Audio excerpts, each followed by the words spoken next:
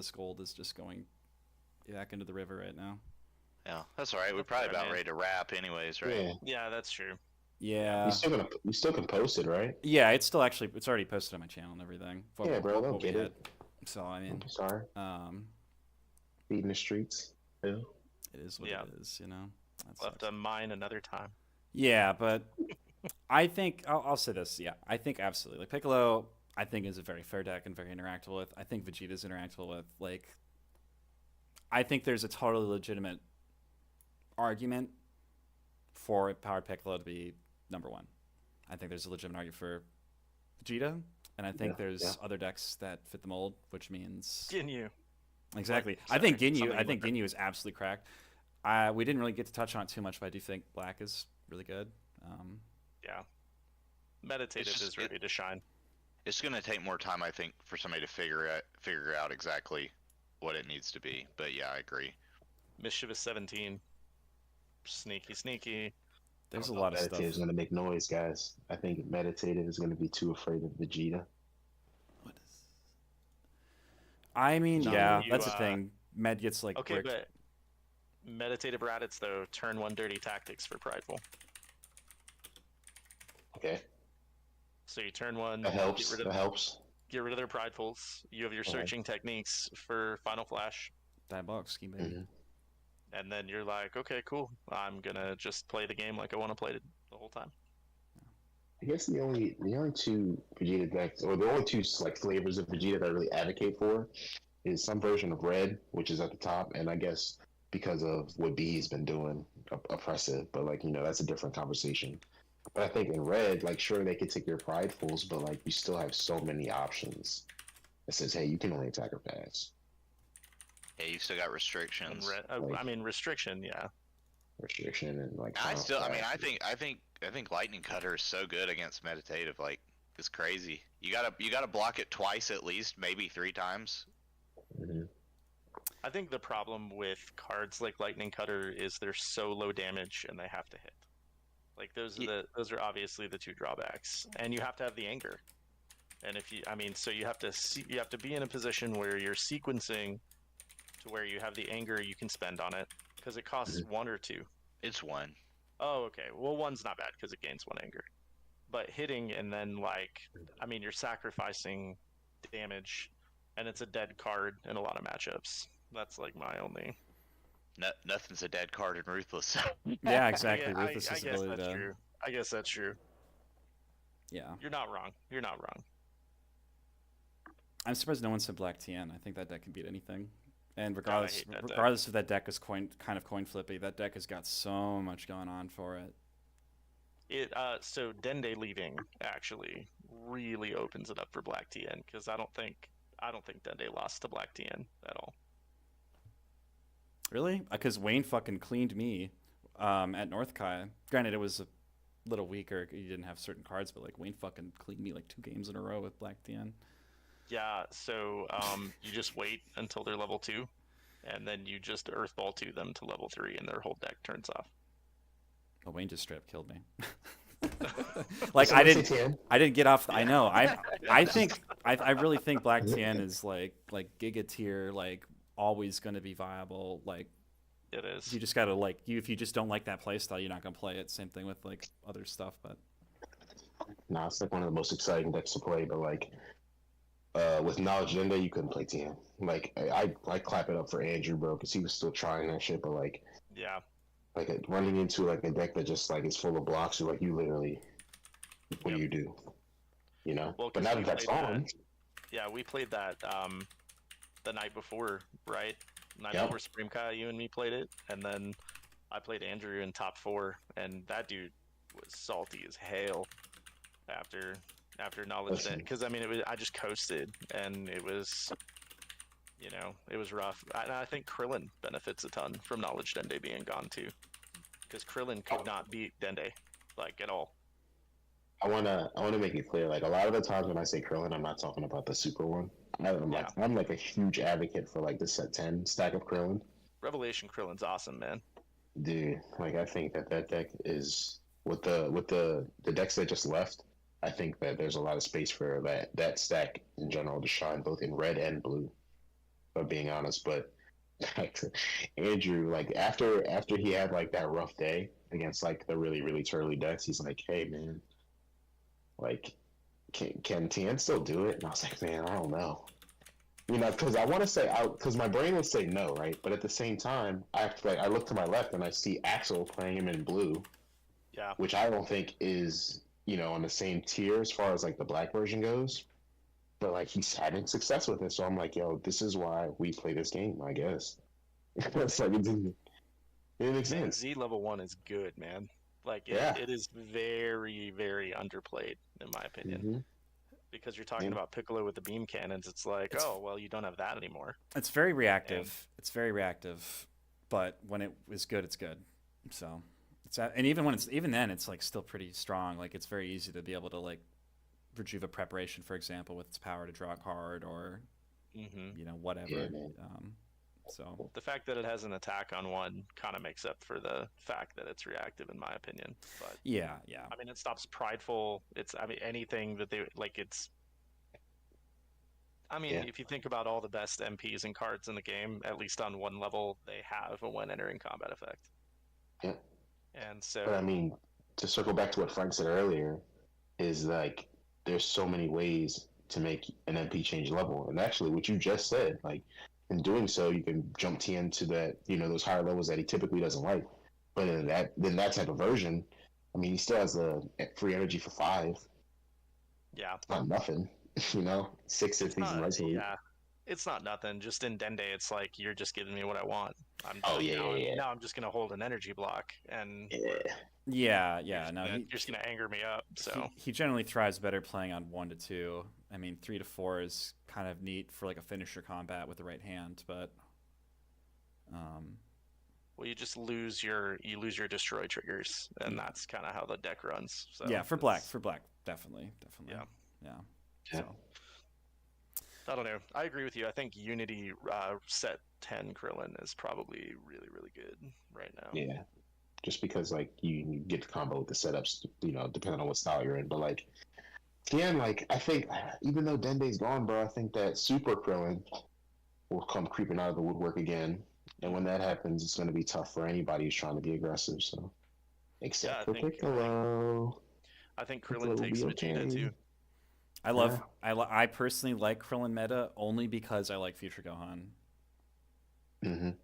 But then I don't. But Krillin makes me not want to play. Like Krillin existing does not make me want to play aggro at all. Like I fucking anything that's not Future Gohan into Krillin, I'd rather just not play. It's not fun. I feel like there's a lot of people who overrate Krillin, like Super Krillin specifically, because he's good, but anything that is also reactive, like he's blank for the most part. His 1 and 2 are rough to be on into like a Dende or into like certain decks. His 1 and 2 are just not great into. Like ball decks ball decks to a degree, like those like red ascension decks like I was talking about earlier, for example, or like I'm not going to throw any attacks at you. Okay, sick. Like, well, Piccolo just laughs at him. He's just like, man, sucks that you can't use your powers at all against me. That's a bummer. Yeah. Oh, you needed this disc? Oh, you need this command? Man, it's out of here. Yeah. It'd really suck if I threw all my attacks that were focused at your level 3. That would be a bummer for you, right? Yeah.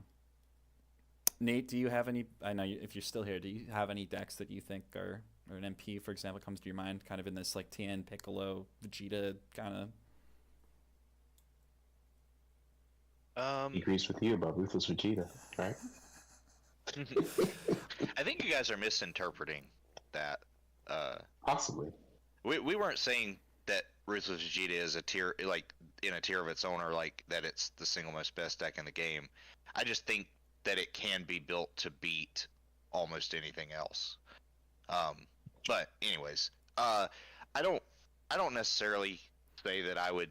I don't think I could pick out anything you guys haven't already mentioned and be like, this is something that is creeping up necessarily. I think I'd have to think about it a little bit longer and maybe test some stuff. I just think there's a lot more options than there. I feel like there's a lot more to be explored. The only other thing I'll say is on the Krillin thing.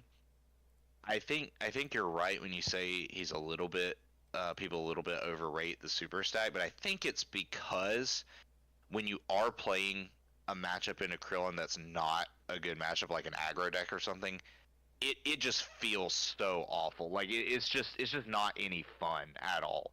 So it makes your perception be that he is like this god tier MP because you just can't do anything to him. I mean, not saying he's unbeatable or anything like that. It's just it's a very strong feeling of this is just stupid. Um, and so I don't think that necessarily correlates to his power level. It's more so it's just no fun to play against him. I would I think I agree. can agree with that. I'd agree and say he's got the That circumstance.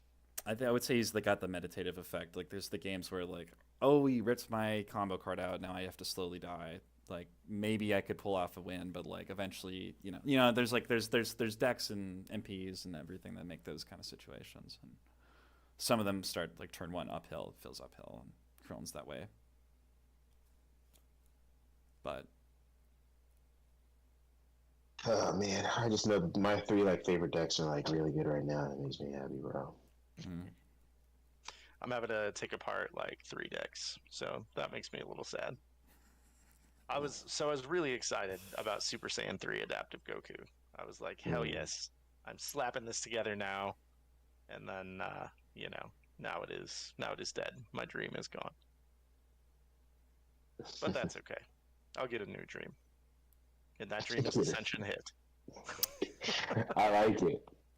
I like it, bro. Hit, man. Oh man, Yeah. like when he.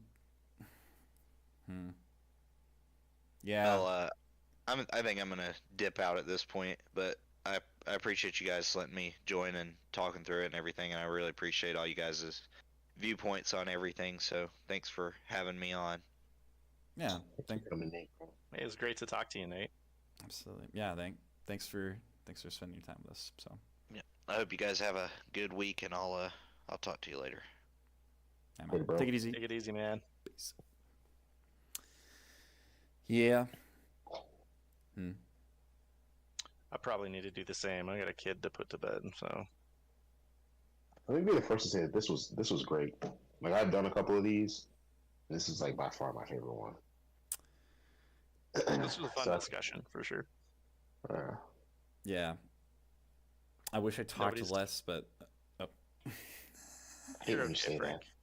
that. I hate when you say that. I don't Well, think you talk enough. I only mean it in the sense of like I love to hear your opinions because I sit with them in my head all the time, my own. So it's like, not to belittle my own opinions. I don't think low of my opinions, but I just No, you're just being selfish. okay. You don't think low of your Oh opinions? man, What? no, but I mean, and I know Nate's not here anymore. I respect all of you guys and I really respect your takes, and you guys have put in the work. You guys are all people that I know a lot of people in the community look up to, not just for like just as people, especially, so it's nice to have you guys on. I'm glad that you guys care enough about this all to come and hang out and talk about this stuff. And I'll say this: there's a lot. I personally have quite a bit to think about. And I'm actually really excited. I really would be I would be super excited to have a tournament where I got to have like you guys and Nate and everybody pick a deck. I really think I think the game is in a great spot. I think a really great spot now. We can arrange that. We can all get together and play. We could. One day. That is an option. I know it's Something crazy. that we can do. I Even in a social. Wonder of science. know. I just can't take it. I just can't bear to play. I hate playing on Octagon at this point. I'm also a little sick. And paper's so much better. Yeah, It really is. Yeah. I've kind of put my focus as other places, but no, I really appreciate you guys. I had a lot of fun talking about this all with you, both of For you. sure, man. Me too. Mm. Thanks for asking me on. Yeah, absolutely. I think you deserve. I'm gonna try to I'm sorry. Go ahead. Oh, I was just gonna say, I think you deserve to be heard, especially given that, again, you've been through multiple events, you've played multiple things, you got a lot of experience. I think your opinion should be kind of at least heard by other people in a more of a discussion space. I think you're good at having discussions with people. So And success. I appreciate that. Recently, you've experienced a lot of success, and that should be highlighted. No. Well, it happens, it's kind of funny because like you always kind of wonder, right? Like I've been on Octagon forever, and then finally had the freedom and the ability to kind of travel and do more in-person events, and you're always kind of like, ah, man, do I really stack up with these people that I talk to all the fucking time, or is it just kind of you know Octagon magic or whatever? And then it's nice to go and play in person and do well and see that your assumptions are made correct and your That's deck where I'm at, choices and man. builds and That's stuff. So that's where I'm at. I never think about like me and my personal skill as a player. I always think that like, yo, the ideas and my perception of where the game is, and just choosing the right deck and the right configuration, like, and then going and seeing like the test is leading up to the tournament. It's not the tournament, right. right? Because then it's just to see like was my perception and my thoughts correct, Mm-hmm. you know. For sure. But I've only felt like that one time, and it's always about Eric. It was about Eric because when he was in his protagonist chapter, I'm like, I keep on hearing about this dude, and like, he can't be that good, can he? Like, and everyone that was in my playgroup was like just singing his praises. Mm-hmm. Like, he's unbeatable. He's a robot. Like, you might as well not even play him. I'm like, all right, I need to find this guy and play him. And I only played him once. I played him once or twice, and I think we went 1-1. But like, I was like, why is everyone like? And he's great. Don't get me wrong. He's amazing, right? But I'm just like, everyone's just saying the same thing. I was like, I'm not even that dude. Like, I'm not even that guy. But I'm like, yeah, he's not. He can't be that great, can he? Yeah. But anyways, You gotta, Frank would know. yeah, you gotta lock in. If you want to beat him, you gotta be locked in when you play him. You can't be fucking around. It's like even in goof around games, like I have just blown games because I wasn't taking it serious enough to be able to, let's just put it that, or whatever it is, like I my only gripe with how people describe him is I think like there's like I know it's kind of like a joke, blah blah blah. It's easy, and he's a really humble guy. He's a really easygoing, kind of quieter guy, and so I think it's really easy to like kind of talk over him. I don't want like I just don't want people to like dehumanize him in like a way like that. He's like this like it's almost like this like mythical object of a character. Like he is a real That's person. how they talk about him. Yeah, and You like I know it. Yeah. I want to say that I hope it's not mean spirited and ill intentioned. It's just like the dialogue is there, and I don't feel like I respect him as a person. I try to do my best to acknowledge that he's a person, a human being, and like I just want that to be out there and aware that like yes, just remember he's a person, guys. Like let's just give him that like acknowledgement every once in a while that he's a human being versus just like he's this like this thing, you know what I mean? I guess that's just all I have to say, and I don't I just want people to keep that in mind. I have the most respect for Eric. He's a very genuinely good person in all the interactions I've had with him over the years. So I mirror that sentiment. I mean, I haven't had that much exposure to him. It's just I was always hear people talk about him, and it made me just want to play him, like just to see what everyone was talking about. And that's all, man. I just wanted to bring it up just because, like, I've never been like that. Like in this entire time I've been playing this game, like I've never felt that way about anybody. But like, it's just like everyone's like, "Yo, this guy's like, I need to play this guy. I need to play him so I can see." So like, that's all. I don't even know how that came up, but well, there are people who like accuse him of like hacking Octagon and stuff, and they're serious about it. Are they? They're not. Yes, they are. Wow. Like, how does he draw what he needs? How does he play this way?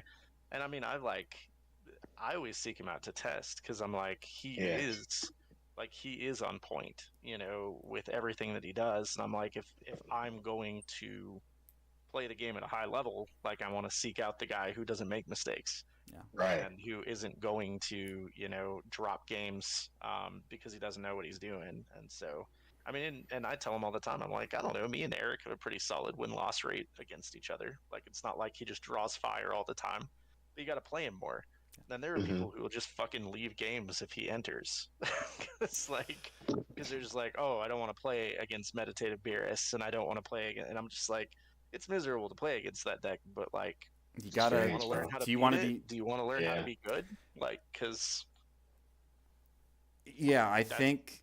Oh, sorry. You're fine. No. I don't want to. I know. I really want to be polite and not interrupt, but like, I really do think that like when you play Eric, he is a great example of somebody that will just sit on a deck, learn the deck in and out.